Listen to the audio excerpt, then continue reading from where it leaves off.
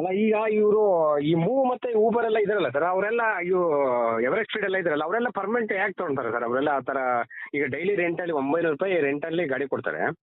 ಹ್ಮ್ ಈಗ ನಮ್ಮ ಹುಡುಗ ಒಬ್ಬ ಸೇರ್ಕೊಂಡಿದ್ದಾನೆ, ಅವ್ರೇನೋ ಪೇಮೆಂಟ್ ಏನೋ ಕೊಟ್ಟಿಲ್ಲ ಅಂತ ಅವನಿಗೆ.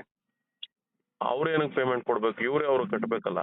ಅಲ್ಲ ಅವರು ಇದು ಮಾಡಿದ್ರಲ್ಲ ಸರ್, ಅಮೌಂಟ್ ಅಡ್ವಾನ್ಸ್ ಕಟ್ಟಿದಾರಲ್ಲ. ಇವ್ರು ಅಲ್ಲಿ ಹೋದಾಗ ಡೌನ್ ಪೇಮೆಂಟ್ ಅಮೌಂಟ್ ಕಟ್ಕೊಂತಾರಲ್ಲ ಅದ ಡೌನ್ ಪೇಮೆಂಟ್ ಕಟ್ಟಿದಾರಲ್ಲ, ಅದೇನೋ ವಾಪಸ್ ಕೊಟ್ಟಿಲ್ಲ ಅಂತೆ. ಅವರೆಲ್ಲ ಪರ್ಮಿಷನ್ ಹೆಂಗೆ ಪರ್ಮಿಷನ್ ಸಿಗುತ್ತಾ ಸರ್ ಆ ಥರ? ಸರ್ ಒಂದು ಹೇಳ್ತೀನಿ ಕೇಳಿ.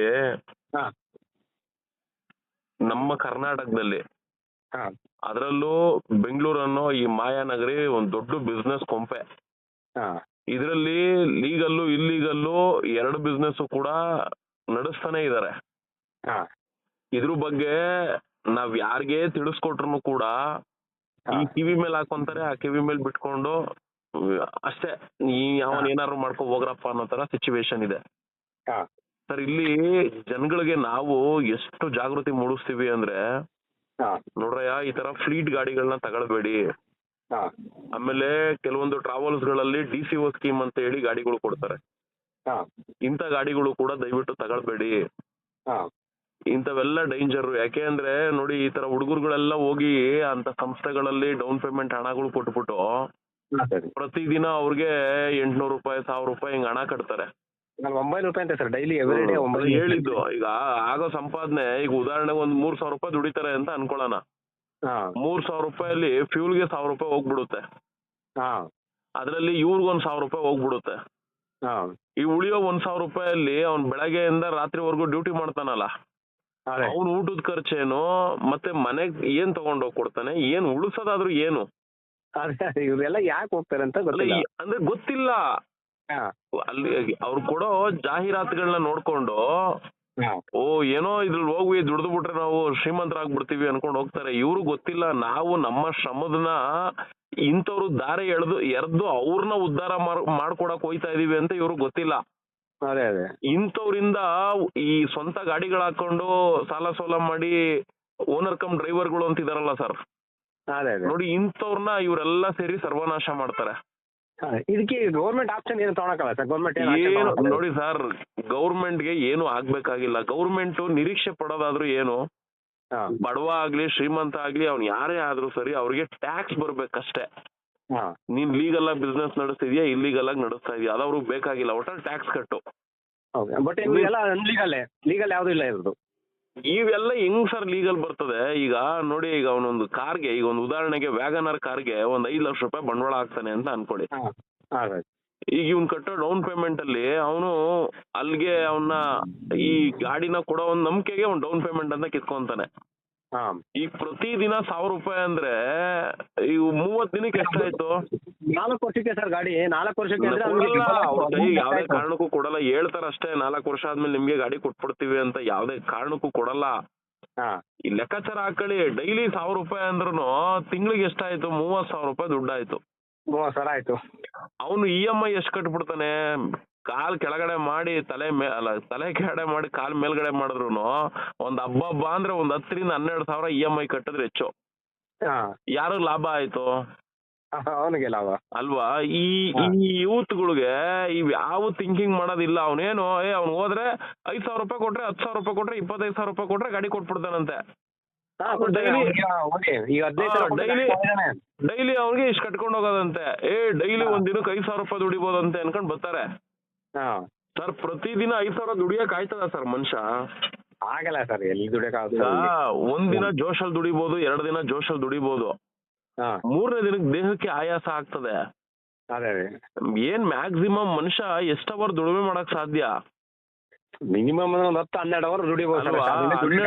12 ಅವರ್ ಅಲ್ಲಿ, ಅದು ಬೆಂಗಳೂರು ಟ್ರಾಫಿಕ್ ಅಲ್ಲಿ, ಬೆಂಗಳೂರು ಸ್ಟ್ರೆಸ್ ಅಲ್ಲಿ 12 ಅವರ್ ದುಡಿಬೇಕು ಅಂದ್ರೆ, ಪ್ರತಿದಿನ 12 ಅವರ್ ದುಡಿಬೇಕು ಅಂದ್ರೆ ಏನೋ ಒದ್ದಾಡ್ಕೊಂಡ್ ಕಷ್ಟ ಪಡ್ತಾರೆ. ದಿನ ಪೂರ್ತಿ ದುಡಿತೀವಿ ಅಂದ್ರೆ ಕಣ್ಣು ನಿದ್ದೆ ಎಲ್ಲ, ಕಣ್ಣುಗಳೇ ಎಳೆದ್ ಬಿಡ್ತಾವೆ ಹಿಂದಕ್ಕೆ. ನಾನು ಅದಕ್ಕೆ ಅವ್ರ ಅಗ್ರಿಮೆಂಟ್ ಕಾಪಿ ಎಲ್ಲ ಪ್ರಿಂಟ್ ಹಾಕ್ಸಿ ನೋಡಿದೆ. ಬಟ್ ಏನ್ ಅದ್ರಲ್ಲಿ ಏನೇನ್ ಬರ್ದಿದ್ದಾರೆ ಅಂದ್ರೆ ಆತರ ಎಲ್ಲ ಬರ್ಬಿಟ್ಟಿದ್ದಾರೆ ರೂಲ್ಸ್. ಲಾಕ್ ಮಾಡ್ಬಿಟ್ಟಿದ್ದಾರೆ ಅಲ್ಲಿ ಅವ್ರನ್ನ ಸರ್. ಅದೆಲ್ಲ GPS ಅಲ್ಲಿ ಕನೆಕ್ಟ್ ಮಾಡ್ಬಿಟ್ಟಿರ್ತಾರೆ. ಸಿಟಿ ಲಿಮಿಟ್ ಬಿಟ್ಟು ಆಚೆ ಎತ್ಕೊಂಡು ಹೋದ್ರು ಲಾಕ್ ಮಾಡಾಕ್ತಾರೆ. ಹಾ ಆಮೇಲೆ ಅವರು ಯಾವ ಕಂಪ್ನಿಗಳಲ್ಲಿ ಡ್ಯೂಟಿ ಮಾಡ್ಬೇಕು ಅಂತ ಹೇಳ್ತಾರೆ ಅದ್ರಲ್ಲೇ ಮಾಡ್ಬೇಕು, ಅವ್ನು ಬೇರೆದ್ರಲ್ಲಿ ಮಾಡಂಗಿಲ್ಲ. ಹಾ ಬೇರೆದವ್ರು ಮಾಡಂಗಿಲ್ಲ.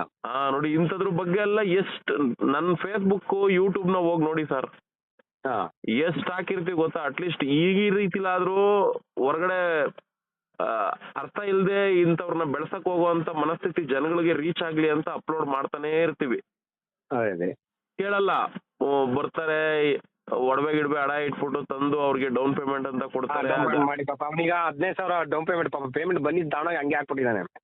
ಅದೇ ಹೇಳಲ್ವ ಸರ್, ಏನೋ ಉದ್ಧಾರ ಆಯ್ತೀವಿ ಅನ್ಕೊಂಡು ಹೋಗ್ತಾರೆ, ಆದ್ರೆ ಇದು ಸ್ವಾರ್ಥದ ಕೊಂಪೆ ಸರ್. ಇಲ್ಲಿ ಯಾರನ್ನ ಯಾರು ಉದ್ಧಾರ ಮಾಡಲ್ಲ, ಯಾರು ಮಾಡಲ್ಲ ಸರ್. ನಾವು ಈಗ ನಾವು ನಮ್ ಶ್ರಮ ಇರ್ಬೇಕು, ನಮ್ ಸಂಪಾದನೆ ಇರ್ಬೇಕು, ನಮ್ ಶ್ರಮ ನಮ್ಗೆ ಇರ್ಬೇಕೆ ಹೊರತು ಇನ್ನೊಬ್ರಿಗೆ ದಾರಿ ಎರಿಯೋ ತರ ಇರಬಾರ್ದು.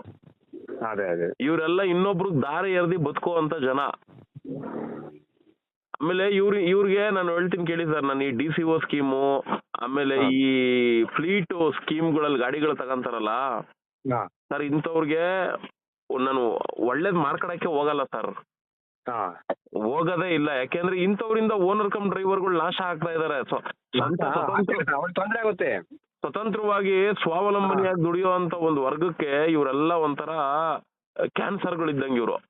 ಅದೇ ಅದೇ ಇಂಥವ್ರಿಗೆ ಅಂತವ್ರ ಪಾಠ ಕಲ್ಸೋದೇ ಒಳ್ಳೇದು, ಕಲಿಸ್ಲಿ ಬಿಡು ಅನ್ನೋ ತರ.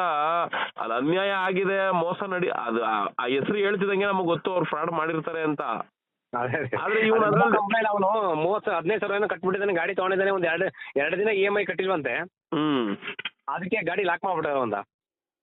ಅದೇ ಅವ್ರದ್ದು ಗಾಡಿ ಲಾಕ್ ಮಾಡ್ಕೊಂಡು ಗಾಡಿ ಸೀಜ್ ಮಾಡ್ಕೊಂಡು ಎತ್ಕೊಂಡು ಹೋಗ್ಬಿಟ್ಟಿದ್ದಾರೆ ಸರ್. ಅವ್ರಿಗೆ ಜುಟ್ಟು ಜನವಾರ ಎಲ್ಲ ಅವ್ರ ಕೈಯಲ್ಲೇ ಇಟ್ಕೊಂಡು ಇವ್ರು ಗಾಡಿ ಕೊಡೋದು. ಇವ್ರಿಗೆ ಏನಂತ ಹೇಳ್ತಾರೆ, ನೀನ್ 4 ವರ್ಷ ಓಡಿಸಿದ್ರೆ ಗಾಡಿ ನಿನ್ಗೆ ಕೊಟ್ಬಿಡ್ತೀನಿ ಅಂತ ಹೇಳ್ತಾರೆ. ಅದು ಸಾಧ್ಯನೇ ಇಲ್ಲ, ತುಂಬಾ ಸೈಕಲ್ ಹೊಡಿಬೇಕು. ಆಮೇಲೆ ಅವ್ರನ್ನ ಹಂಗೆ ನಾವು ಇಟ್ಕೊಳ್ಳೋ ರೇಂಜಿಗೆ ಹೋಗ್ಬೇಕು. ಅವೆಲ್ಲ ಆಗಲ್ಲ. ಇವ್ರಿಗೆಲ್ಲ ಎಷ್ಟು ಹೇಳಿದ್ರು ಕೇಳಲ್ಲ ಸರ್, ಅನ್ಭೋಗಿಸ್ಲಿ ಬಿಡ್ರಿ. ಅದೇ ನಾನದು ಅಗ್ರಿಮೆಂಟ್ ಕಾಪಿ ಎಲ್ಲ ತೆಗಿಸ್ತೀನಿ ಸರ್. ನೀವೇನು ನಮಗ್ ಕಳಿಸ್ಬೇಡಿ, ನೀವು ಅಗ್ರಿಮೆಂಟ್ ಎಲ್ಲ ಇಟ್ಕೊಂಡು ನೀವು ಏನು ಮಾಡ್ಕೊಳಕ್ಕಾಗಲ್ಲ ಅವ್ರನ್ನ. ಏನು ಮಾಡಕ್ಕಾಗಲ್ಲ ನಿಮ್ ಕೈಯಲ್ಲಿ. ದೊಡ್ಡ ದೊಡ್ಡ ಕೈವಾಡ ಇರುತ್ತೆ 100%. ದೊಡ್ಡ ದೊಡ್ಡವರು ಅನ್ನೋದಕ್ಕಿಂತ ಅವ್ರ ಲೀಗಲ್ ಟೀಮ್ಗಳು ಆತರ ಎಲ್ಲ ಸ್ಟ್ರಾಂಗ್ ಆಗಿ ಇಟ್ಕೊಂಡೆ ಕೆಲಸಗಳು ಮಾಡೋದು. ನಾನೀಗ ಇದ್ರ ಬಗ್ಗೆ ಒಂದು ಆರ್ಟಿಕಲ್ ಬರಿತಾ ಇದ್ದೀನಿ ಪೇಪರ್ ಅಲ್ಲಿ. ಖಂಡಿತ ಬರೀರಿ ಸರ್, ಒಳ್ಳೇದು. ಅಂದ್ರೆ ಓದಲ್ವಲ್ಲ ನಮ್ ಜನ. ಇವತ್ತು ಸೋಷಿಯಲ್ ಮೀಡಿಯಾ ನೋಡೋ ಅಷ್ಟು ಪೇಪರ್ಗಳನ್ನ ಪರ್ಚೇಸ್ ಮಾಡಿ ಓದ್ಬಿಟ್ಟಿದ್ರೆ ಎಷ್ಟೋ ಬುದ್ಧಿವಂತರಾಗ್ಬಿಟ್ರು ಅವರು. ಈ ಎವರೆಸ್ಟ್ ಮೂವ್ ಮತ್ತೆ PMP ಎಲ್ಲ ಸೇರಿ ಬರಿತಾ ಇದ್ದೀನಿ. ದಯವಿಟ್ಟು ಬರೀರಿ ಸರ್, ಫಸ್ಟ್ ಬರೀರಿ, ಈ ಕೆಲಸ ಮಾಡಿ. ಯಾಕಂದ್ರೆ ಗೌರ್ಮೆಂಟ್ಗೆ ಈ ತರ ಟ್ಯಾಕ್ಸ್ ಬರುತ್ತೆ ಅಂತ ಹೇಳಿ ಬಡವರು ಹೊಟ್ಟೆ ಮೇಲೆ ಹೊಡಿತಾ ಇದ್ದಾರೆ. ಗೌರ್ಮೆಂಟ್ಗೆ ಈಗ ನೋಡಿ ಸರ್, ಕಾಮನ್ ಆಗಿ ನೋಡಿ, ಈಗ ಒಬ್ಬ ಮನುಷ್ಯನ್ಗೆ ಅನ್ಯಾಯ ಆಗಿದೆ ಅಂತ ಯಾರನ್ನ ಅಪ್ರೋಚ್ ಮಾಡ್ತೀರಾ? ಒಂದು ಅಧಿಕಾರಿಗಳನ್ನ ಅಪ್ರೋಚ್ ಮಾಡ್ತೀರಾ, ಇಲ್ಲ ಮಿನಿಸ್ಟರ್ನ ಅಪ್ರೋಚ್ ಮಾಡ್ತೀರಾ?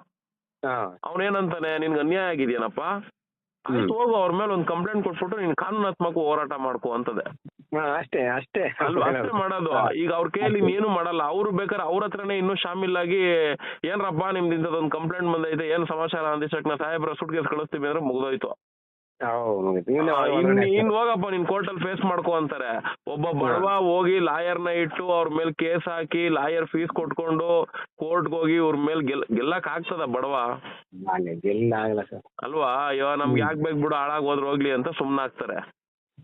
ಇಲ್ಲಿ ಬಡವ್ರ ಸಂಕಷ್ಟಗಳು, ಬಡವ್ರ ನೋವು, ಸಮಸ್ಯೆಗಳು ಅವೇನು ದೊಡ್ಡ ಮಟ್ಟದಲ್ಲಿ ಹೋಗಿ ರೀಚ್ ಆಗ್ಬೇಕು ಅಂತ ಅಧಿಕಾರಿಗಳನ್ನ ಮತ್ತೆ ಸರ್ಕಾರನ ಅಪ್ರೋಚ್ ಮಾಡ್ತೀವಿ. ಅವ್ರಿಗೆ ಇದೊಂಥರ ಲಾಭದಾಯಕ ಆಗಿರುವಂತ ಬಿಸ್ನೆಸ್. ನಾವೇ ಅವ್ರಿಗೆ ಇಂಥದೊಂದು ಬಿಸ್ನೆಸ್ ಇದೆ, ಇದ್ರಲ್ಲಿ ನೀವು ದುಡ್ಡು ಮಾಡ್ಕೊಳ್ಳಿ ಅಂತ ತಗೊಂಡೋಗಿ ದಾರಿ ಮಾಡ್ಕೊಟ್ಟಂಗ ಆಗ್ತಾ ಇದೆ ಅಷ್ಟೇ. ಅದೇ ಅದೇ ದುಡ್ದು ಪಾಪ ಅವ್ರಿಗೆ ಕೊಟ್ಟಂಗ ಆಗುತ್ತೆ. ಹೌದು. ಈಗ ನೋಡಿ ಪೊಲೀಸ್ ಸ್ಟೇಷನ್ ಹೋಗಿ ಕಂಪ್ಲೇಂಟ್ ಕೊಡ್ತಾರಾ, ಅವ್ರ ಕಂಪ್ಲೇಂಟ್ ತಗೊಳಲ್ಲ ಅಂತಾರೆ, ತಗೊಳಲ್ಲ. ಅವ್ರೇನ್ ಮಾಡ್ತಾರೆ, ಕೋರ್ಟ್ ಅಲ್ಲಿ ಲಾಯರ್ನ ಹಿಡ್ದು ಸಪರೇಟ್ ಒಂದು PA ಎಲ್ಲ ಹಾಕಬೇಕು. ಇದು ಕೋರ್ಟ್ಗೆ ಹೋಗಿ ಇತ್ಯರ್ಥ ಆಗಷ್ಟರಲ್ಲಿ ಇವನೇ ಸತ್ತೋಗ್ಬಿಟ್ಟಿರ್ತಾನೆ. ಆ ಕೋರ್ಟ್ಗೆ ಹೋದ್ರು ನ್ಯಾಯ ಸಿಗಲ್ಲ. ಹಿಂಗಿದ್ಮೇಲೆ ನಿನ್ನ ಯಾವ ತರ ಜನಗಳಿಗೆ ತಿಳಿಸ್ಬೋದು? ನಾವೇನಾದ್ರೂ ಹೇಳಕ್ ಹೋದ್ರೆ ಈ ಜನಗಳಿಗೆ ತಲೆಗೆ ಹೋಗಲ್ಲ. ಮಕ್ಕರಾಗಿ ಅನುಭವಿಸ್ಕೊಂಡ್ ರೋಡ್ ಬಿದ್ದಾಗ ಅವನಿಂದೊಬ್ಬ ಹೇಳಿದ್ನಲ್ಲಪ್ಪ ಅನ್ಕೊಂಡು ಬಡ್ಕಂತಾರೆ. ನೋಡಿ, ನಾನು ನ್ಯೂಸ್ ಚಾನಲ್ ವರ್ಕ್ ಮಾಡೋದು ಸರ್, ದಿಗ್ವಿಜಯ್ ನ್ಯೂಸ್ ಅಲ್ಲಿ. ಒಳ್ಳೆ ಸರ್. ಈಗ ಈ ಬೈಕ್ ಟ್ಯಾಕ್ಸಿಗಳು ನೋಡಿ ವೈಟ್ ಬೋರ್ಡ್ ಅಲ್ಲಿ ಪ್ಯಾಸೆಂಜರ್ ಸೇವೆ ಮಾಡಬಾರ್ದು ಅಂತ ಹೇಳ್ತೀವಿ. ಮಾಡಬಾರ್ದು ಅಂತ ಇದೆ, ಬಟ್ ಅದು ಗೌರ್ಮೆಂಟ್ ಆರ್ಡರ್ ಕೊಡ್ತು ಮೊನ್ನೆ. ಸರ್ ಆರ್ಡರ್ ಅಲ್ಲ, ಅವ್ನು ಹೋಗಿ ಜಡ್ಜ್ ಆದ್ರೂ ಹೆಂಗ್ ಸ್ಟೇಟ್ಮೆಂಟ್ ಕೊಡಕ್ ಸಾಧ್ಯ? ವೈಟ್ ಬೋರ್ಡ್ ಅಲ್ಲಿ ಹೆಂಗ್ ಪ್ಯಾಸೆಂಜರ್ನ ಕರ್ಕೊಂಡೋಗಿ ಅವ್ರನ್ನ ಒಂದ್ ಕಡೆಯಿಂದ ಇನ್ನೊಂದ್ ಕಡೆಗೆ ಬಿಡಕ್ ಸಾಧ್ಯ? ಈಗ ಪ್ಯಾಸೆಂಜರ್ ಏನಾದ್ರು ಹೆಚ್ಚು ಕಡಿಮೆ ಆಗಿ ಸತ್ತೋದ್ರೆ ಆರ್ಸಿ ಓನರ್ ಹೆಂಗ್ ಇನ್ಶೂರೆನ್ಸ್ ಕೊಡಕ್ ಬರ್ತದೆ? ಹೆಂಗ್ ಕೊಡಕ್ ಬರುತ್ತೆ ಸರ್? ಈಗ ಜಡ್ಜ್ಮೆಂಟ್ ಕೊಟ್ಟಂತ ಜಡ್ಜ್ಗಾದ್ರೂ ಒಂದು ಅರಿವು ಇರಬಾರ್ದ? ಮೊನ್ನೆ ನೀವು ಹಾಕಿದ್ರಲ್ಲ, ನೋಡಿದೆ ಯಾರೋ ಆಟೋದೊಂದು ನೋಡಿದೆ ನಾನು. ನೋಡಿ ಪಾಪ ಅವನು ಆಟೋದ ಆಗಿ ಅವ್ನಿಗೆ 1 ವರ್ಷ ಕೊಟ್ಟು ಎಲ್ಲಿಂದ ಕೊಡ್ತಾನೆ ಪಾಪ ಅವನು ಆಟೋ ಎಲ್ಲಿ ಕೊಡಕ್ ಬರ್ತದ ಸರ್? ಏನು ಅಲ್ಲ, ಅವನು ಅಪ್ರಾಪ್ತನ ಕೈಯಲ್ಲಿ ಗಾಡಿ ಎಲ್ಲ ಕೊಡೋದು ತಪ್ಪು ಅಲ್ಲ. ಆಗ್ಲಿ ಬಿಡಿ, ಅಂತವ್ರಿಗೆಲ್ಲ ಅನುಭವಿಸ್ಬೇಕು, ಅಂತವ್ರಿಗೆಲ್ಲ ಆ ತರ ಶಿಕ್ಷೆ ಕೊಟ್ರೆ ಅಂತ ತಪ್ಪಿಲ್ಲ. ನೋಡಿ ಅವ್ನ ಯಾರೋ ಇನ್ನೊಬ್ಬ ಒಂದು ವಿಡಿಯೋ ಮಾಡಿ ಹಾಕಿದಾನೆ. ಅವ್ರು ಯಾರೋ ಒಬ್ರು ವಿಡಿಯೋ ಯೂಟ್ಯೂಬ್ ನಲ್ಲಿ ಫೇಸ್ಬುಕ್ ನಲ್ಲಿ ಹೇಳ್ತಾ ಇದ್ರು, ಈ ತರ ವೈಟ್ ಬೋರ್ಡ್ ಅಲ್ಲಿ ಹಿಂಗ್ ಮಾಡಿದ್ರೆ ನಮ್ಗೆ ಹಿಂಗ್ ಆಗುತ್ತೆ ಅಂತ. ನೋಡಿ ಇವತ್ ನಾನು ಅನುಭವಿಸ್ತಾ ಇದೀನಿ, ಅವತ್ ನಾವು ಮಾತು ಕೇಳಲಿಲ್ಲ ಅಂತ. ಈ ಯಾರಿಗ್ ಗೊತ್ತಾಗ್ತದೆ? ಈಗ ಅವ್ನು ವಿಡಿಯೋ ಮಾಡಂಗ್ ಹಾಕಿರೋದ್ರಿಂದ ಈಗ ಯಾರೋ ಒಂದ್ 4 ಜನ ನೋಡೋರ್ಗೆ ಹೌದನಪ್ಪ ಅಂತ ಗೊತ್ತಾಗ್ತದೆ. ಇಲ್ಲ ಯಾರಿಗೂ ಗೊತ್ತಾಗಲ್ಲ. ಇದೊಂಥರ ಹೆಂಗೆ ಅಂದ್ರೆ ಗುಂಪಲ್ ಗೋವಿಂದ ಅನ್ನೋ ತರ ಆಗ್ಬಿಟ್ಟೈತೆ. ಅದೇ ಅದೇ ಯಪ್ಪ, ಈ ಒಂದು ಸಮಾಜ ಸಂಕುಲಕ್ಕೆ ವಿಚಾರಗಳನ್ನ ಹೆಂಗ್ ರೀಚ್ ಮಾಡ್ಬೇಕು, ಎಲ್ಲಾರ್ಗು ಹೆಂಗ್ ಈ ವಿಷಯನ ಆಂಧ್ರದನ್ ಹೋಗಿ ಬಂದಿಲ್ಲಿ 500 ಗಾಡಿ ಹಾಕಿದ್ದಾನೆ ಸರ್ ಏರ್ಪೋರ್ಟ್ಗೆ. ಅಲ್ಲಿ ಏರ್ಪೋರ್ಟ್ಗೆ TS ಎಲ್ಲ ಫುಲ್ ಎಲ್ಲ ಅವನು ಪರ್ಮಿಷನ್ ನೋಡಿ ಇಲ್ಲಿ ಬಂದು ಹಾಕಿದ್ದಾನೆ. 500 ಗಾಡಿ ಅಂದ್ರೆ ಹಾಕ್ತಾರೆ ಸರ್. ಎಲ್ಲಿ ಈಗ 500 ಗಾಡಿ ಯಾರು ಓಡಿಸ್ಬೇಕು? ಡ್ರೈವರ್ಗಳೇ ಓಡಿಸ್ಬೇಕು. ಈ ಡ್ರೈವರ್ಗಳು ಅದು ನಮ್ ಬೆಂಗಳೂರಲ್ಲಿ ಇವಾಗ ನಡೀತಿರೋಂತ ವಿದ್ಯಮಾನಗಳು ಇವನ್ನೆಲ್ಲ ನೋಡಿದಾಗ ಇವರೆಲ್ಲ ಜಾಸ್ತಿ ದಿನ ನಿಲ್ಲಲ್ಲ. ಎಷ್ಟು ದಿನ ನಡೆಸಾಡ್ತಾರೆ ಅಲ್ಲಿವರೆಗೂ ಒಂದಷ್ಟು ಜನ ಪಾಪ ಓನರ್ ಕಮ್ ಡ್ರೈವರ್ಗಳು ಬರ್ಡನ್ ಆಗ್ತಾ ಇರ್ತಾರೆ. ಬೀಳ್ತಾ ಇರ್ತದೆ. ಅಂದ್ರೆ ಕೋತಿ ತಾನ್ ಕೆಡದಲ್ದ ಒನ ಕೆಡಿಸ್ತು ಅಂತದಲ್ಲ, ಹಂಗೆ ಈ ನನ್ ಮಕ್ಳು ಇವ್ರು ಕೆಡದಲ್ದೆ ಈ ದುಡ್ಕೊಂಡ್ ತಿನ್ನೋರ್ನು ಹಾಳು ಮಾಡಕ್ ಬರ್ತಾರೆ.